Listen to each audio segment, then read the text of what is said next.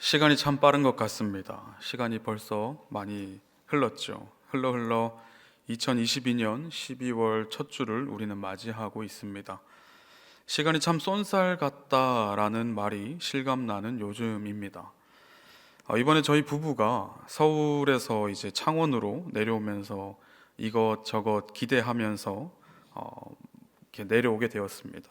좋은 목사님을 섬기며 배우는 것, 그리고 좋은 교회를 또 섬기게 되는 것, 이것저것 이렇게 많이 기대하면서 내려왔는데, 많은 기대하는 것들 중에 하나가 무엇이었냐면 이런 것이었습니다. 창원은 서울보다 따뜻하겠지라는 그 기대를 많이 하고 내려왔습니다. 따뜻한 남쪽 나라에 사역을 와서 너무 좋다라는 이런 이야기를 서로 이렇게 이야기하면서 내려왔던 기억이 있습니다. 그런데 막상 내려와 보니 창원도 춥습니다. 굉장히 춥습니다. 요즘에 이렇게 많이 추워서 좀 이렇게 걱정이 되는데, 우리 상남의 모든 성도님들 아프지 않고 이번 겨울 무사히 건강하게 나시기를 축복합니다. 제가 보기보다 추위를 많이 탑니다. 그래서 겨울을 썩 좋아하지는 않습니다. 날이 추워서 옷을 여미고 찬바람을 가르며 다니는 것이 너무너무 싫지만, 그럼에도 불구하고 겨울이 설레이며 기다려지는 이유가 있습니다. 12월이 되고 겨울이 다가오고 추워지면 우리는 모두 기다리는 것이 있죠. 무엇을 기다리십니까? 한번 마음속에 내가 무엇을 기다리고 있는지 한번 생각해 보시겠습니까? 그리고 한번 대답해 볼까요? 하나, 둘, 셋. 군고구마.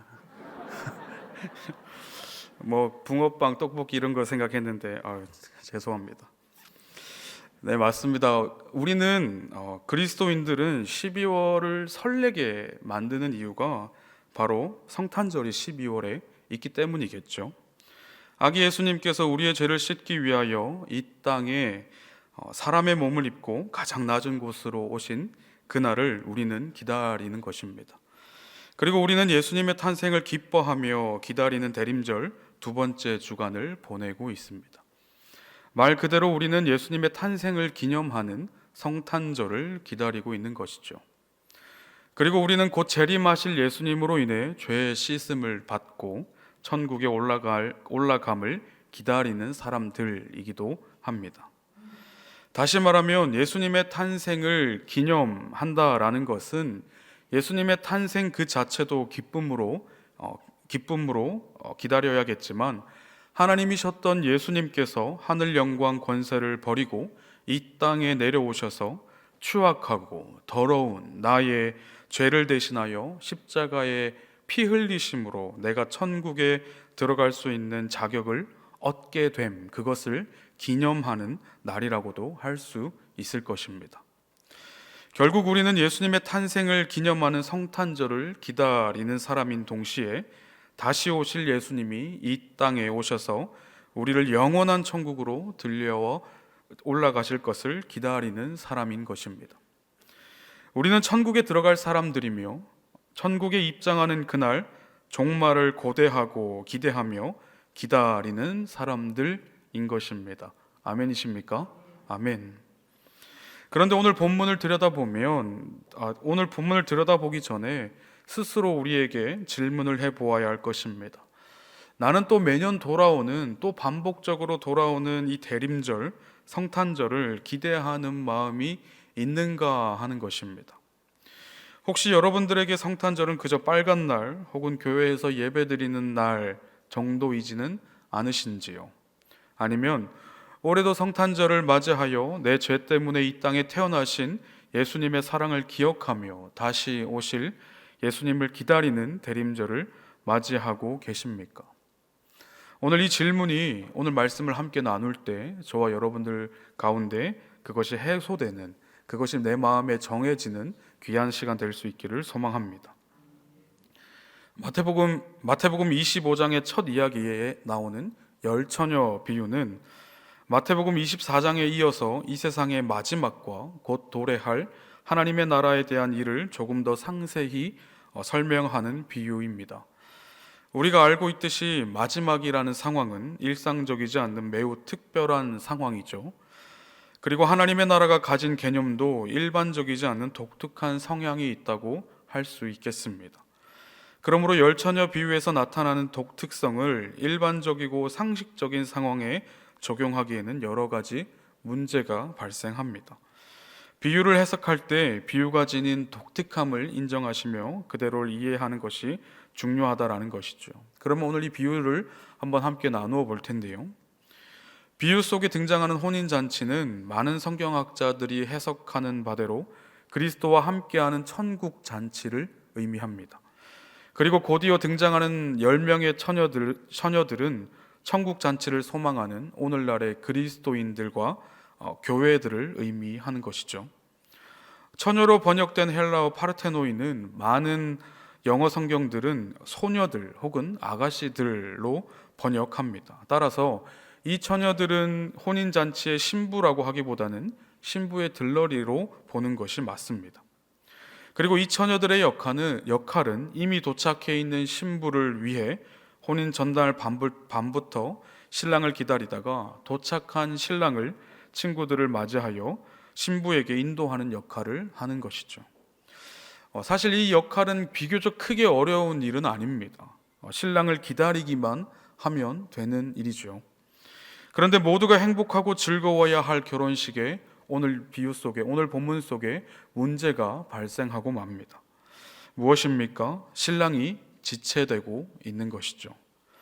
신랑이 늦어짐으로 인하여 10명의 처녀들은 하염없이 신랑을 기다려야 하는 상황이 발생하게 된 것입니다. 신랑이 늦어짐으로 인하여 10명의 처녀들, 그리고 오늘 이 상황에서 중요하게 보아야 되는 것은 이 비교적 쉬운 일로 인해 이 10명의 처녀들의 삶이 그리고 그들의 인생이 완전히 바뀌게 되어지는 놀라운 일을 우리가 경험한다라는 것을 우리는 보게 되는 것이죠. 그것은 바로 구분되어진다라는 것입니다. 이 10명의 처녀들 5명은 등과 기름을 준비했고 나머지 5명은 등만 준비하여 나갔습니다. 성경의 비유처럼 신랑이 더디옴으로 10명의 처녀들에게는 기다림과 검증의 시간이 된 것입니다. 마찬가지로 예수 그리스도의 재림이 늦어지는 상황은 곧 예수 그리스도의 재림을 간절히 기다리는 그리스도인들과 초대교회에게는 굉장히 큰 위기가 되었죠.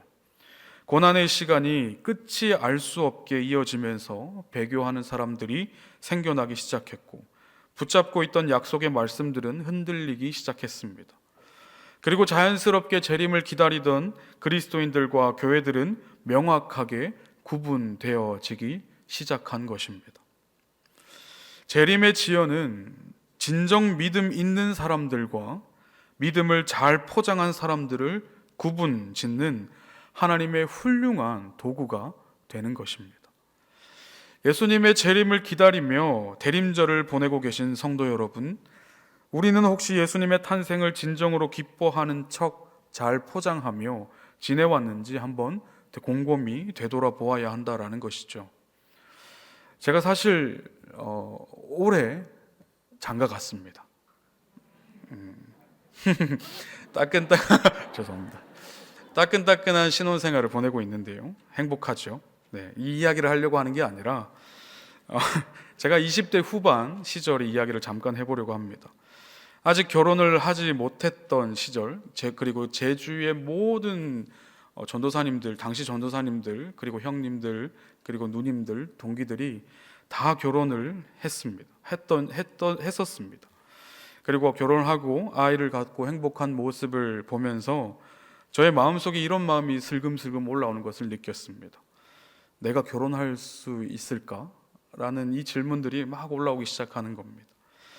내가 결혼할 정도의 매력은 없나? 내가 왜 키가 작아서 그런가? 이런 생각을 굉장히 많이 했던 시절이기도 합니다. 그런데 그런 생각을 종종 하던 차에 제 옆에 있던 같은 교회 사역하던 전도사님이 이렇게 그냥 한숨을 쉬면서 이렇게 얘기하는 것을 듣게 되었습니다. 뭐라고 하셨냐면 이런 말을 했습니다. 아이고, 예수님 그냥 빨리 오셨으면 좋겠다. 종종 하는 말이죠. 예. 그런 말을 옆에서 들었는데 제 마음이 갑자기 덜컥 내려앉는 겁니다. 그러면서 제 마음속에 또 어떤 생각이 들었냐면 안 돼요, 하나님. 예수님 안 됩니다. 제가 결혼도 하고 아이도 낳고 우리 나이 많으신 아버지 손주도 좀 안고 그렇게 좀 그러고 나서 오시면 안 될까요? 라고 그런 생각을 제 마음 가운데 하는 것을 보게 되었습니다. 당시에는 그냥 웃고 지나가는 그런 이야기일 수 있겠지만 한번 가만히 생각해 보십시오. 이 얼마나 무서운 이야기입니까? 나의 상황, 내가 생각하는, 내가 이 땅에서 원하고 누리고자 하는 그것들을 다 누린 후에 예수님 오십시오 하는 겁니다. 다시 말하면 내가 원하는 삶, 내가 원하고 바라는 것들이 예수님의 재림보다, 예수님이 다시 오심보다 더 중요하다라는 것이죠. 사랑하는 여러분, 여러분은 진정 예수님을 기다리고 계시는 사람들입니까? 아니면 예수님이 오시는 것을 기다리는 척하며 살아가시는 분들이십니까? 이 자리에 예배드리는 모든 성도님들, 예수님을 진정으로 기다리시는 성도님들 되실 수 있도록, 그리스도인 되실 수 있도록 되시기를 축복합니다. 우리가 이 말씀 본문에서 다음으로 좀 주목해서 보아야 될 것은 무엇이냐면 10명의 처녀들은 모두 한 사람이 하나의 등불을 들고 있다라는 것입니다. 그리고 신랑을 기다릴 수 있는 조건도 반드시 한 사람당 한 개의 등불을 들고 있어야 한다라는 것이죠. 즉 다시 말하면 나의 등불이 필요하다라는 것입니다. 너의 등불, 우리의 등불이 아니라 나의 등불이 필요하다라는 것입니다. 저희 아버지는 결혼을 굉장히 늦게 하셨습니다. 38살에 결혼을 하셨고 제가 그 다음에 태어났습니다. 그리고 저희 아버지는 12남매 중에 막내 아들이십니다. 그리고 제가 태어났을 때 할머니 할아버지는 제가 본 적이 없습니다. 이미 돌아가셨습니다. 그래서 가끔 아버지가 할머니 할아버지를 이제 추억하는 이야기들을 종종 하실 때가 있는데 주로 들었던 이야기들이 바로 이런 이야기들입니다.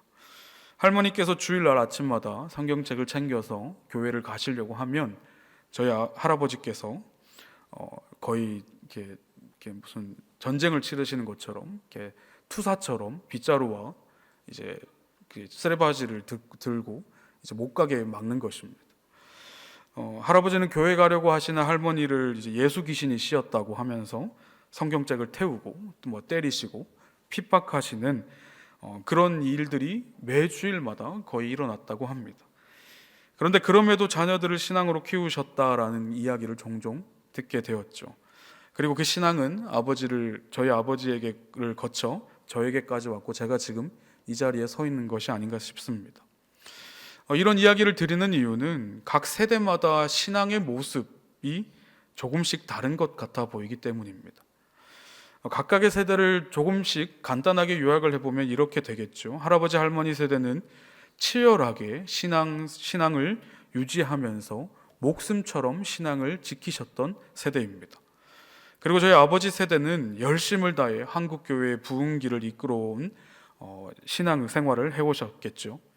그렇다면 저를 포함한 우리 자녀들의 세대들의 신앙의 모습은 어떠해 보이십니까? 어떤 모습으로 요약을 할 수 있겠습니까? 저는 이렇게 표현하고 싶습니다. 우리 자녀들에게 지금 현재 신앙이라는 것은 해도 되고 안 해도 되는 선택할 수 있는 신앙생활을 그들이 하고 있지 않은가 싶습니다. 사랑하는 여러분, 우리 자녀들이 처한 사회를 한번 보십시오. 그리고 수많은 교회들이 교회 학교가 없어지고 있는 현실을 한번 보십시오.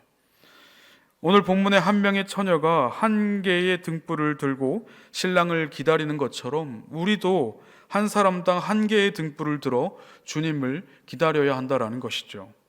그런데 우리 자녀들에게 등불이 들려 있습니까? 우리 자녀가 등불을 들기 위해 노력하고 있습니까? 그렇지 않죠. 등불을 들어도 되고 들지 않아도 되는 그런 신앙생활을 하고 있는 것을 우리는 보고 있습니다. 그리고 더 문제는 무엇입니까? 그러한 상황을 바라보는 우리도 아무런 감각이 없는 것입니다.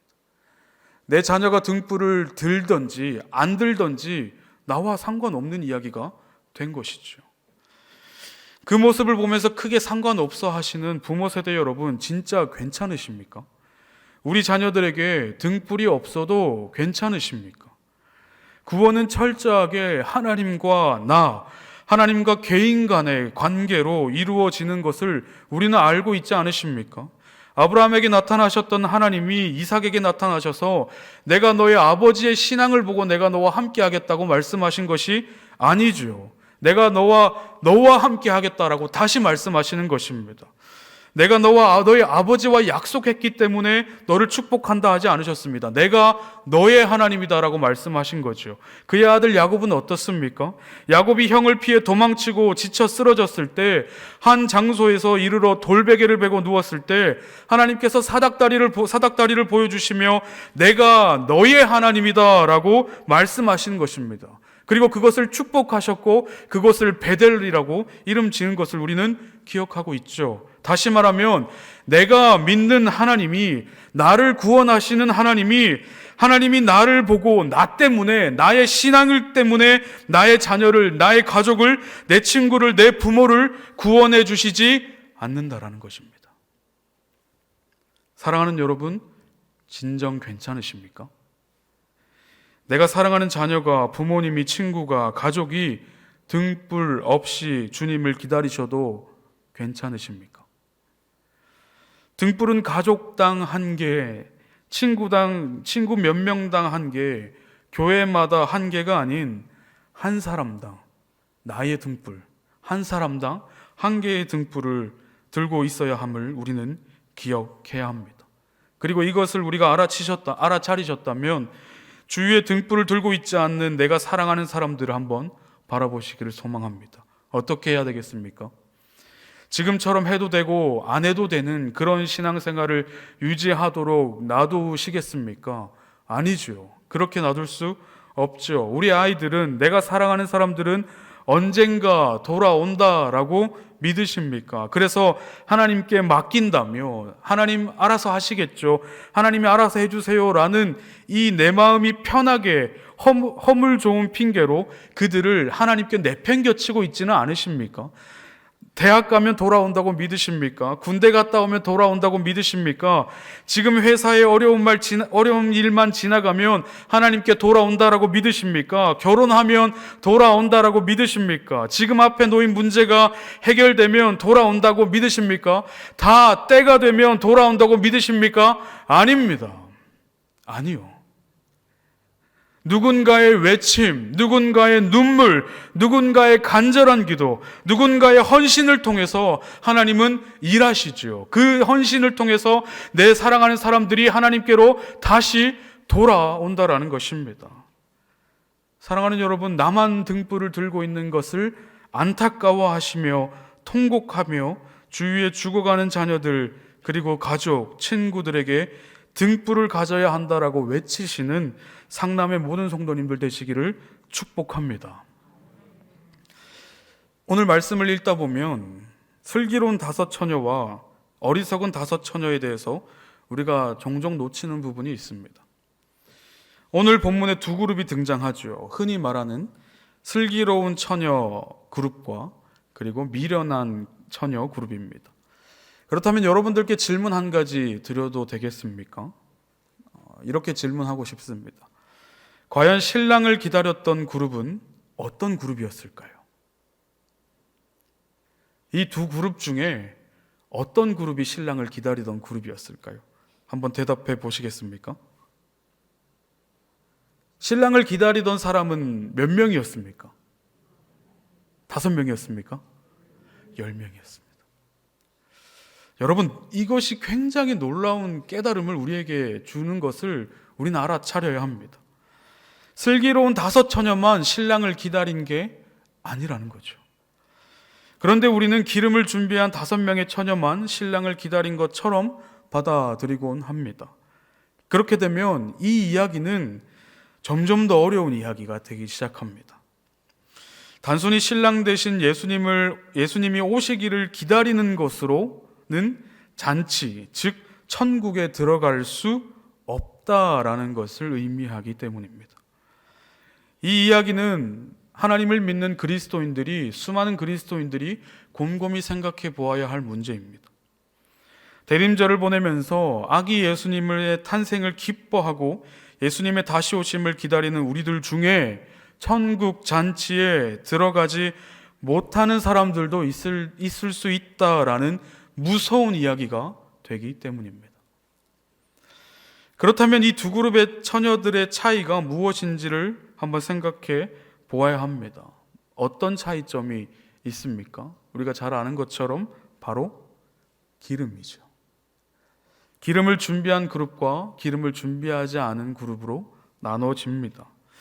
종교개혁자 마틴 루터는 이 기름을 믿음이라고 해석합니다.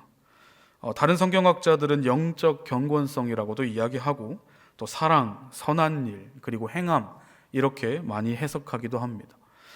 그런데 사실 이 기름이 무엇을 의미하는지는 그렇게 중요하지 않습니다. 이 열처녀 이야기에서 기름 자체가 무엇임을 정확하게 밝히고 있지 않고 있기 때문입니다. 그렇다면 우리는 이 기름이 무엇인가 하는 그 자체의 질문보다 이 기름이 어떤 특성을 가지고 있는가라는 것을 우리가 주목해서 보아야 한다라는 것이죠. 우리가 주목해서 보아야 될 부분은 바로 이 부분입니다. 기름을 많이 준비한 이 5명의 처녀들은 신랑이 빨리 오면 빨리 올수록 미련하고 어리석어 보인다라는 것입니다. 5 처녀는 기름을 준비했고 다른 5 처녀는 준비하지 않았습니다.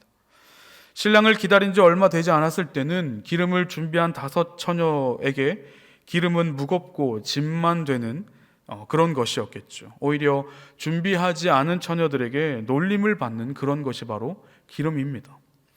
하지만 시간이 흐르고 기다림이 길어지면 길어질수록 어떻게 되어집니까? 짐이었고 무거웠고 필요 없을 것만 같았던 이 기름은 이제는 없어서는 안 될, 반드시 꼭 필요한 것이 되어 있는 것을 우리는 보게 되죠. 기름은 그런 것입니다. 지금 당장에는 필요 없어 보이고 미련해 보이지만 결국 예수 그리스도를 맞이할 때 꼭 필요한 것이 바로 이 기름이라는 것이죠. 오늘날 많은 그리스도인들이 세상과 신앙 사이에서 고민하고 흔들리고 어려워하고 있습니다. 영적 예민함을 놓쳐버려 세상의 가치와 세상에서의 잘됨을 바라고 원하고 있습니다. 세상이 중요하다고 말하는 것을 갖기 위해, 그리고 그 스펙을 맞추기 위해, 세상이 말하는 그 기준에 충족시키기 위해 오늘날의 교회가, 오늘날의 우리 그리스도인들이 그렇게 살아가고 있는 것을 보게 됩니다.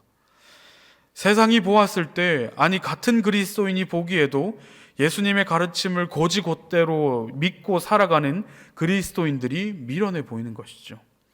너무 오버한다라고 생각하는 시대를 우리는 살아가고 있습니다. 그리고 우리 아이들에게, 그리스도인들에게 이렇게 세상은 이야기하죠. 교회에 가는 것보다 더 중요한 것이 있다고. 예수를 믿는 것보다 더 중요한 것이 있다고. 다시 이 땅에 재림하실 예수님을 기다리는 상남의 성도 여러분, 예수님께서 오늘날 그리스도인들에게 원하시고 계신 것이 과연 무엇이겠습니까? 너가 과거에는 얼마나 많은 기름을 들고 있었는가? 하나님께서 이렇게 질문하시겠습니까? 아니면 지금 네가 기름을 들고 있느냐라고 질문하시겠습니까? 그때 예수님께서 다시 오시는 그날 우리에게 이렇게 질문하실 때 여러분 뭐라고 대답하시겠습니까? 하나님, 예전에는 내가 신앙이 참 좋았습니다. 예전에는 예수님 없이는 살 수 없었습니다. 예전에는 하나님의 사람으로 뜨겁게 살았습니다. 예전에 정말 뜨겁게 하나님을 사랑했다고 그렇게 고백하시겠습니까? 하나님, 왜 내 등불에 기름이 가득할 때 그때 오시지 않고 이제 내 등불에 기름이 거의 없어져 갈 때, 내 등불에 기름이 없을 때 이제 오셨습니까? 라고 하나님을 원망하시겠습니까? 아니면 하나님, 이 기름이 너무 들고 다니기 번거롭고 거추장스러웠지만 지금까지 보십시오. 내가 기름 잘 들고 있다고, 여전히 하나님 없이는 살 수 없는 사람으로 살아가고 있다라고 그렇게 고백하시겠습니까? 세상이 손가락질하고 하나님의 사람으로 살아가는 것이 너무 힘들고 어려웠지만 하나님 보십시오. 내 등불에 기름이 가득합니다. 우리 가족 등불에, 우리 자녀들이 들고 있는 등불 보십시오. 기름이 가득합니다. 그렇게 대답하시겠습니까? 그 질문에 하나님, 여전히 하나님 없이 살 수 없는 사람으로 예수님을 기다리고 있노라고 대답하시는 저와 여러분 되시기를 축복합니다. 우리 13절을 한 번 더 읽어보도록 하겠습니다. 오늘 본문 13절입니다. 시작. 그런즉 깨어있으라, 너희는 그날과 그때를 알지 못하느니라. 아멘. 여기서 말씀하시는 깨어있으라 라는 말은 자지 마라, 졸지 마라 라는 뜻이 아닙니다. 비유와 내용 안에서 깨어있으라는 말은 자지 마라라는 뜻이 아니라 준비하고 있으라라는 뜻입니다. 신랑이 더디 오는 것처럼 주님의 재림이 늦어짐으로 졸며 잘 수 있으나 슬기로운 처녀가 기름을 준비하였듯이 우리도 내가 준비할 수 있는 각자의 기름을 준비해야 한다라는 것입니다. 주님의 재림이 임박했을 때 준비하고자 하면 분명 늦어버릴 것이기 때문이죠. 모두가 절며 잠든 이때 각자의 자리에서 시간과 열심을 내어 예배를 함께 드리는 상남의 모든 성도 여러분, 준비는 언제까지 하면 될까요? 언제까지 준비하면 되겠습니까? 우리는 언제까지 깨어 있어야 됩니까? 네, 준비가 필요 없을 때까지, 즉 예수님이 다시 이 땅에 재림하실 때까지입니다.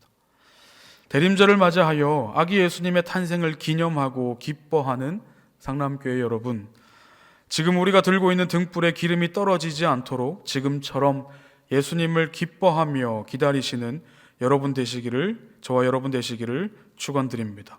우리 예수님 다시 오는 그날까지 기름이 떨어지지 않는 등불을 들고 기쁨으로 기다리는 저와 상남의 모든 성도님들 되시기를 주님의 이름으로 축원드립니다.